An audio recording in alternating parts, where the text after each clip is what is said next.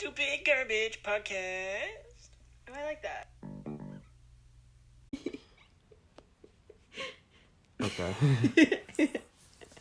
Maybe words would be a good place to start this radio show. No. Okay, instead of just laughing like a dolphin. Thanks. You're welcome. Do you remember when your sister tried to learn how to be a dolphin or sound like a dolphin? I do remember that. She didn't try to learn how to be a dolphin, to clarify. I made dolphin noises and she went, "Oh, that's cool. I bet I can do that." And she went, "Eee!" Yeah. Eee! Was her attempt at impersonating a dolphin, some sort of dolphin call. But yeah, no, she has other strengths. Has other strengths. So that was bad. And she says she's been working on it. Presumably that's a lie. Sure. Or maybe she has been working on it, but I can't imagine it's gotten any better. But you know, what do you gotta do? It's in you or it's not, you know? Huh? It's in you or it's not. Right. And it's not in her, so... It's still better than your brother's helicopter. Yeah, for some reason, I find it fairly easy and almost trivial to know how to do a helicopter noise where you just go... Just like that. Pretty incredible. It's not incredible. It's not hard at all. I literally will never be able to do that my whole life. That's fine. See, that was fine. Oh, wow. How hard could it be? Gregory just goes... I thought he went... Ooh, Jessica. Come on. My favorite part about that was the eye contact. Jessica, that's not... You can't keep ruining my radio show every single goddamn episode. You spit on me. I'm sorry. What the fuck? It's not even just that it's bad radio. It's bad etiquette. It's impolite. It's so mean. I will try to not burst. Forget about the radio show. You're ruining my life. Jessica, what did I just ask you not to do? Stop spitting on me. I didn't mean that. You ruined my day. Oh, God. Wow, only 2 minutes in. 1:30 a.m., dear reader.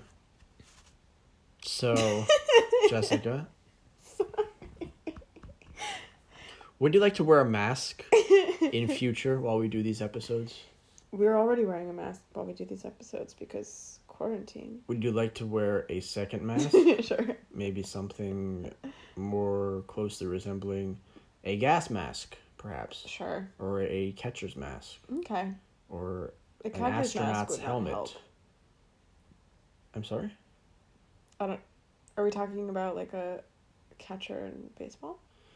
As opposed to what? A catcher in the rye? No, maybe a catcher's mask is a specific industrial type of mask. I don't know. What do you... I thought a catcher's mask... What do you got for the pod, Jess? Okay, nothing. What? What do you have for the radio show that we're in the process of recording right now? What are you bringing to the table? The fact that question flabbergasted you is not a good sign. I had a good thing to talk about. I was really excited, and I brought it up when we were right outside of our house.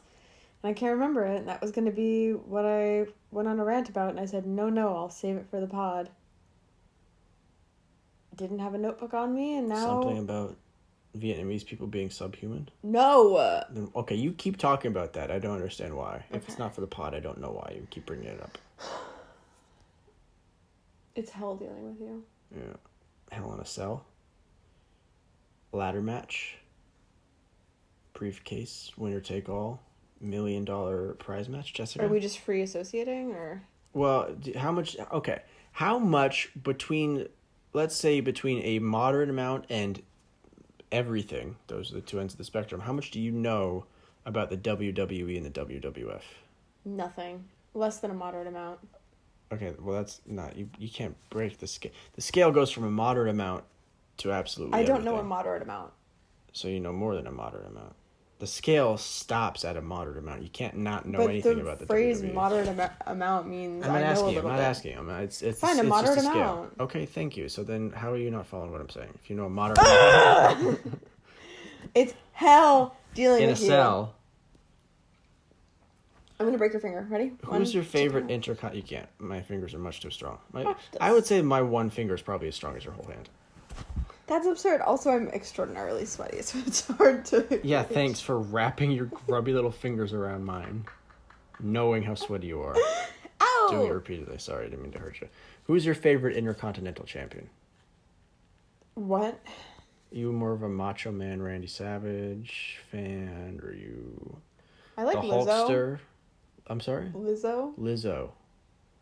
What makes you think that Lizzo was an Intercontinental Champion? I thought we were just naming people that are champions that we like. No, man. Also, I don't like Lizzo that much. I'm not gonna... everyone else... It's like the Beyonce of the new blah, blah, blah, but it's, you know... I don't know what any of that means, but... Like, you know the way people literally went crazy and, like, people were like, if Beyonce can do it, you can do it, or some shit, or... I don't know what that like, means. Beyonce became, like, a living god among women, where we were like, she is the goal, she is perfection, she can do no wrong. Yeah, well, women are stupid, and you don't need to respect their opinion. So, yeah, I think a lot of that was Beyonce's cult of, maybe you can just call it a cult, of personality was mostly just very, very, very heavily manufactured, obviously by her PR team, but mostly by gay men, and then was kind of picked up by women, a subset of women who were fanatical. One of those fanatical people is my sister. Yeah. But, you know, what are you going to do? Yeah, that's, like, the way that she speaks about her is, like, she's incredible and amazing, and I think that was, like, what a lot of women said about her. It wasn't just, like, a small cult following. It was, like, very mass media pop culture for, like, a really long time. Like, I mean, a long time in whatever it's called, pop culture is fine. Anyway, yeah, like 6 months or something, like, everyone was, like, obsessed with Beyonce. She was, like, her name was printed on mugs and shit of, like, motivational quotes and stuff. That's when you know you've made it. No, like, I remember every single time I'd be shopping, there would be, like, quotes about Beyonce on t-shirts and mugs and keychains, and I was just like, can we please, like, why every single time am I opening my social media is there, like, a post about Beyonce being queen? Like, Queen Bey. I don't understand. Also, like, I felt like I don't know, I don't get... Well, I was going to say, I felt like she didn't have a career outside of Destiny's Child, but then I was like, no, she did. She had a pretty big career, and then she married a huge star. Yeah, she was pretty enormously famous. Yeah. After Destiny's Child. I guess I don't really listen to her music. In Destiny's Child, and then after Destiny's Child, and then continuing into now. Yeah, she's never stopped. Yeah, no. So I think, like, 16 or 17. She definitely deserves, you know... I'm not saying that she's bad. I'm not saying that I don't like her or think that she deserves praise. I'm just saying the fanaticism that people have towards her is just... I don't really get it. And it came out of nowhere. And, I don't think it came out of nowhere. I mean, I don't know when you kind of became cognizant of it, but I think it's been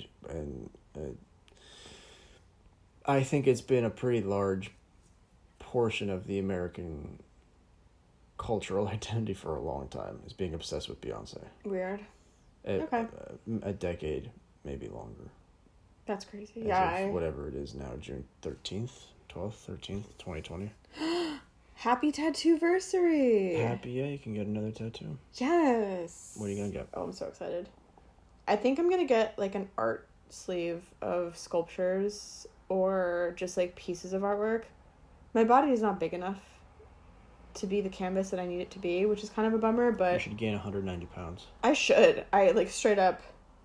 I mean, my arms are too small, which is kind of frustrating, but also, you know, I do have legs that can have a bigger picture, but I don't want to, like, have every inch of me tattooed, so... You should have a dermectomy. Plasty? What would it be? Isn't ectomy a removal? Yeah, that's what I'm thinking. What would the word be? I don't know. Implant? Sure. You should have a second... Dermid plant? Should have a second... There's definitely a word for it, but I can't remember.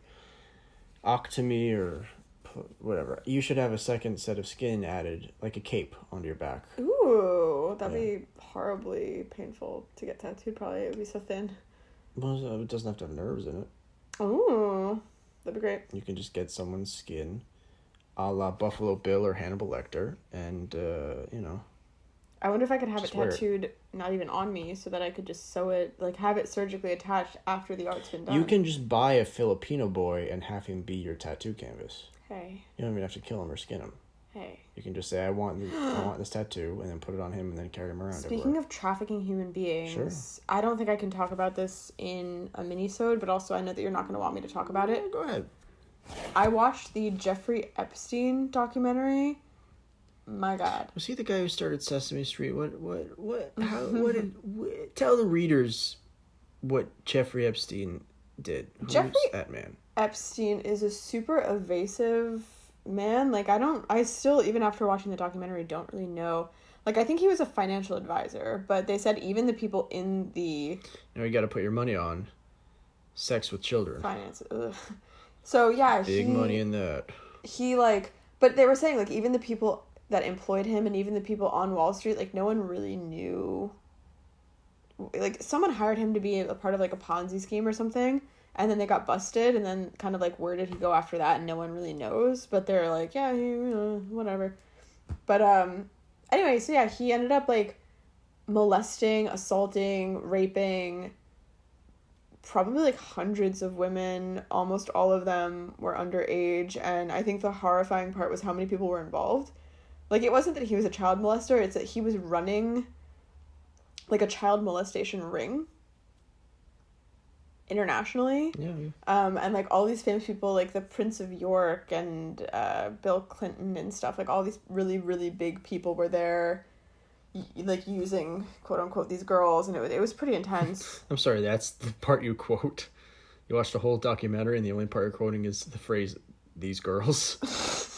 So they went about and they were, doing... No, I was quoting... They were having, quote-unquote, sex with these people. Yeah. And they were committing a lot of, to quote the documentary, crimes. What are you doing, man? Atrocities.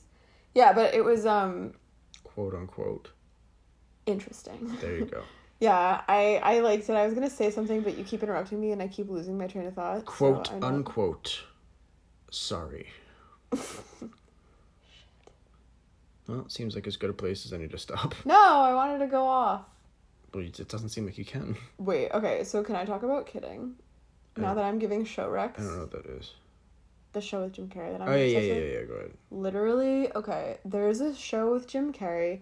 It's on Showtime, but you can watch, like, season 1, episode 1 on Amazon Prime.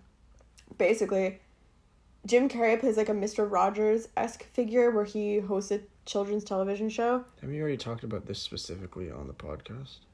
No, but I think I've told every single one of my family members individually, so you've probably heard this conversation like 4 times. No, you've talked about this on the podcast. Shit. I'm pretty sure. You said guys that watched specifically. Kidding. You said that, and you likened him to Mr. Rogers. I know, I could have sworn that was just in... I think you did it on the podcast before telling anyone else. You watched the first episode, and then we immediately did a podcast. Straight up, you guys. And you mentioned it in passing. Fucking watch it. There's 2 seasons. It's amazing. And it made Jessica cry several times. It did. It was like so Jim Carrey. You yelled at me for saying Jim Carrey-esque, right? Or like Eternal Sunshine-esque. But it was very... Eternal Sunshine, as Jessica keeps saying. Eternal. It was it's very... not eternal. It was very eternally... Yeah. It was very much like the Eternal Sunshine of the Spotless Mind and the number 23, where it was like more intense and sad and dark, and it was like a very realistic view of life and romance and love. Romance. But god fucking damn it, the last episode ripped me to pieces. Oh my god, I literally, I came up to Rob bawling. I was just so... What a thing to say. It was so well done. The whole show was gorgeous and really well done, and there was a lot of like really sad parts, but then little bits of magic weaved in here and there. It was honestly like I cannot recommend this enough. It tore me up. All right, kid. Why don't you go lie down? This seems like as good a place as any to stop. Stop telling me to lie down. You're the one that is lying down right now. Exactly. I wanted to lie down and now I'm doing it. It seems like you also need to lie down now. What was I going to say about... Okay, I'll pick up with Jeffrey Epstein. Shut the fuck up. See you later, pod racers.